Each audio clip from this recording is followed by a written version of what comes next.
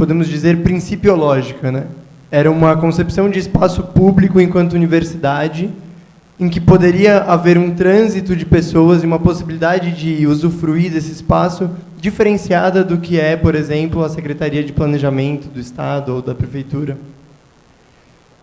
Que, obviamente, é o caso mais extremo de todos, mas quando a gente ainda estava formulando debates para fundamentar os votos no plebiscito, foi feito um evento aqui que era um debate entre a Raquel Ronick e o então diretor, o Reinaldo Guerreiro. E é claro que a Raquel Ronick traz consigo toda a sua formação de um espaço muito icônico, mas que, de qualquer forma, cabe mencionar que é a FAU, que tem, em sua própria concepção, uma outra perspectiva do uso do espaço público e da gestão do espaço, não só enquanto espaço público, mas enquanto espaço de convivência.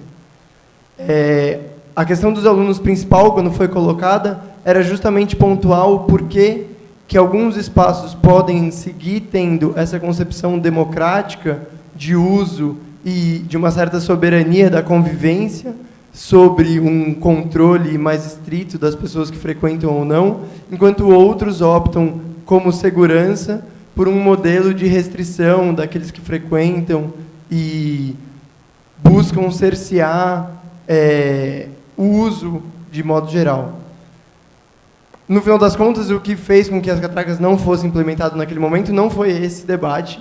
Nós perdemos esse debate perante os professores e os servidores, e foi usado o argumento do orçamento das catracas, que, então, era muito elevado, principalmente diante de uma perspectiva de restrição orçamentária acentuada e tudo mais. Mas acho que, se fosse para iniciar o debate com o senhor, o principal ponto, então, defendido pelos alunos seria esse, da concepção e a possibilidade de usufruir o espaço, tal como a gente enxerga em alguns outros lugares e que pode ser tomado como exemplo ou não. No nosso caso, ainda era um exemplo. Só para colocar como um ponto.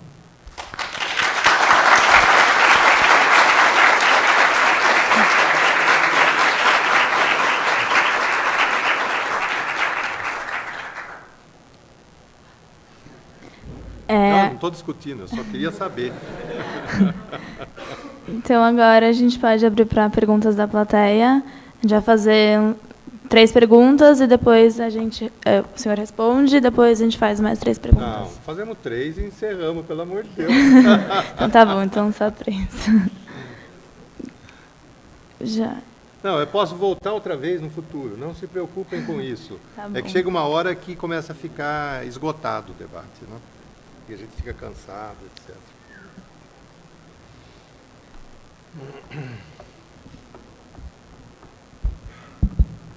Boa tarde, reitor. Boa tarde para a mesa. Onde é que está? Oi. O senhor comentou sobre a segurança aqui no campus. Eu já estou aqui desde 2009 e eu estudei na Química, já me formei, e eu sei que lá também tem um foco muito grande, principalmente no estacionamento. Teve um surto, por algum motivo, de arrastão, de sequestro relâmpago, porque lá é uma área, digamos, mais negligenciada. Lá é uma área de noite bem escura, e eu sei que não é só na Química, também tem a famosa Rua do Matão, tem vários lugares aqui na USP que, infelizmente, a gente não vê uma segurança, a gente vê um lugar mal iluminado, mal protegido, e eu achei meio contraditório algumas coisas. Por exemplo, o senhor comentou sobre a implantação aqui na USP ou melhor, o controle melhor, um maior investimento na segurança, ao mesmo tempo que falou de cortes na verba para conter a crise financeira. Então, eu queria saber se essa crise não vai afetar a segurança, porque eu acho que dos assuntos é um dos mais importantes, justamente porque diz respeito à vida e à segurança dos estudantes, funcionários e professores. Então, eu queria saber qual que é esse plano de segurança a partir dessa nova gestão, principalmente nessas áreas que são, por algum motivo, mais esquecidas ou negligenciadas. Como que se chama? Felipe. Felipe. Felipe, crise financeira, nós tivemos, mas nós temos uma situação financeira delicada, precisamos cuidado. Isto é, temos que controlar os recursos. O que você faz numa situação como esta? Você prioriza coisas. Você diz, eu posso gastar nisso, não posso gastar naquilo. É isso que nós estamos fazendo. Quer dizer, não podemos, neste momento, terminar o centro de convenções. Não vamos gastar mais 50 milhões no centro de convenções. Agora está suspenso. O Anfiteatro Guarnieri, faz 3 anos que está fechado, é um componente importante da vida universitária, é o local em que a orquestra pode tocar, é o local em que pode ter atividades teatrais, etc. Ele é importante, e muito importante para a vida universitária, custa aproximadamente 20 milhões. Então, nós vamos investir, terminar esta peça para que ela possa ser usada por toda a universidade. É esse tipo de escolha que nós temos que fazer com feedback dos diretores, dos estudantes, que nos dizem, ó, isto precisa, isto não precisa, e assim por diante. Afinal, a gente tem que somar. A segurança, hoje, é uma prioridade. Ela precisa, nós precisamos tomar medidas com relação à segurança. Por isso que nós precisamos de um plano concreto que diga, vai instalar câmara aqui, ali, vai mapear os focos quentes, como você está fazendo. Você está dizendo, tal lugar é perigoso, tal lugar é perigoso. Não é? Nós vimos uma reportagem que foi no Jornal da USP, não foi? Que havia um conjunto de estudantes que tinham feito um desses aplicativos. O Jornal do Campo tinha feito um aplicativo em que eles, com as informações que eles davam, eles mapeavam os lugares perigosos no campus. Não é? Então, aproveitar esta experiência, ampliar isto. Isto é, tomarmos medidas que sejam suportáveis pelo nosso orçamento. Pode ser que a gente não consiga fazer tudo, mas algumas coisas nós temos que fazer. O que nós não podemos fazer? Nós não podemos, por exemplo, contratar mais guardas. Não podemos. Nós estamos demitindo o pessoal. Nós temos muito pessoal. Ah, bom, mas tem muito, mas mas guarda está faltando. Mas eu não tenho jeito de fazer isto.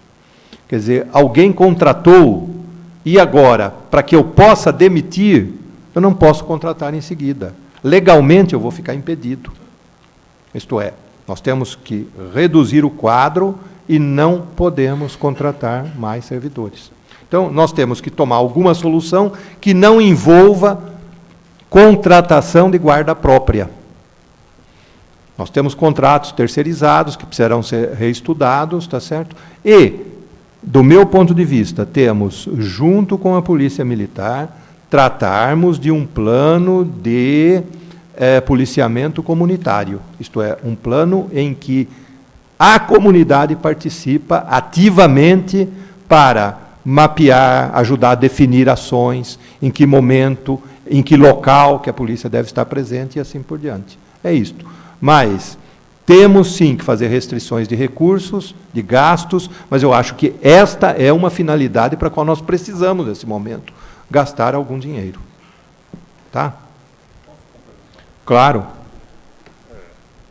Só complementando, Felipe, curiosamente, ontem foi realizada uma reunião do Conselho Gestor do Campus da Capital.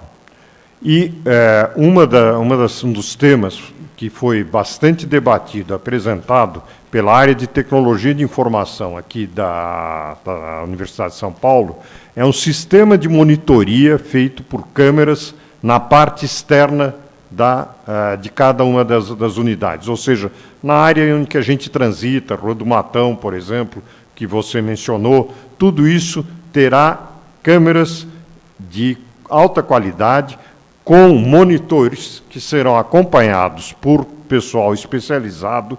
Esse é um projeto que está sendo preparado com tempo de implantação até junho de 2016, junho do ano que vem, e cujo orçamento está agora em fase final de aprovação. A hora que vier esse orçamento, ele vai transitar por esse Conselho Gestor do Campus da Capital e depois vai vir para a CLP. E, certamente, como o professor Zago falou, será uma das prioridades que a gente vai dar atenção. Vini.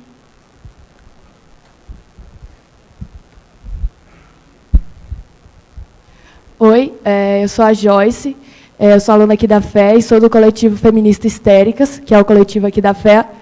E uma parte da fala do senhor que me chamou a atenção, que foi quando o senhor falou sobre a comissão e sobre a possibilidade da gente comunicar a diretoria e conseguir passar para o senhor. E também o que o senhor falou em relação à proibição de festas e tal, que a bebida faz o espaço ficar mais permissível para acontecer casos como os da medicina. Só que aqui na FEA, além de festas, né, a gente tem um grande problema com professores que assediam alunos nas salas. E ainda pior, a gente já ouviu vários relatos assim, de professor que passou a mão em aluna, de professor que chamou a aluna de gostosinha na sala, e professor, inclusive, isso aconteceu essa semana, que no seu programa de curso tinha foto de bundas femininas, e em que ele falava que quem quisesse ser aluno dele teria que assinar um termo, tipo, compactuando com o que ia rolar, e que não podia reclamar. Se eu estiver errado, alguém me corrige. Enfim. E aí, quando a gente leva esses casos para a diretoria, eles fazem um grande esforço para proteger esses professores. Eles acobertam mesmo. E aí fica difícil, porque também a gente fica com medo de ser prejudicado. Porque eles marcam, a gente sabe que os professores marcam. E é muito difícil lidar com isso, porque vem de alguém que é para ajudar a gente, para ensinar a gente, não alguém que é para privar a gente dos nossos direitos. Então, eu queria saber como que a gente faz. Porque se tem uma diretoria que ignora o nosso pedido, que fala, vou resolver e não resolve, como que a gente chega até aí? A gente vai direto? O que a gente tem que fazer? Porque, realmente, a situação é insustentável.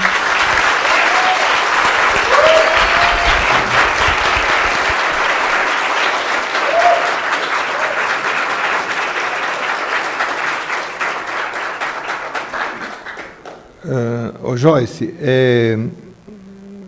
eu estou decidido a resolver esta questão na Universidade de São Paulo, como resolvi outras. Quer dizer, é uma determinação que eu acho que tem que fazer parte da minha missão de reitor. Tá certo? A Universidade de São Paulo, ou uma de suas unidades, não fica absolutamente diminuída pelo fato de que um dos seus professores ou um dos seus servidores ou um outro estudante pratiquem agressão contra uma menina, por exemplo. A instituição não fica diminuída. Ela fica diminuída se isto ocorrer e ela não tomar providências. Então, esta visão de que a universidade tem que acobertar estes casos, eu não concordo com ela e estou me esforçando para erradicar, se é que esta visão existe. Tá? Porque eu não vejo nenhum problema para a universidade se houver uma denúncia desta e se ela apurar e tomar as medidas que tem que tomar contra elas. É uma ilusão de que, com isto, a dignidade da universidade, não. Acho que o ruim é a universidade ficar exposta por denúncias que não são apuradas e não são resolvidas. Então, você e as suas colegas estejam convencidas de que eu quero resolver esta questão. Posso não ter tomado ainda todas as medidas para isso, mas estou me esforçando para isso. Determinei aos diretores que fizessem a apuração e comunicassem à comissão de ética. Naqueles casos em que houver uma transgressão deste tipo e que não houver iniciativa por parte do diretor, vocês deverão comunicar à ouvidora, professora Maria Hermínia Tavares, que é uma mulher como vocês, bem mais idosa, tá certo? Conhece muito bem a vida, conhece as questões e saberá como encaminhar esta questão, e quando ela não for resolvida, ela encaminhará à Comissão de Direitos Humanos, da qual ela é parte. Nós, quando estivemos na Assembleia, encontramos um grupo de estudantes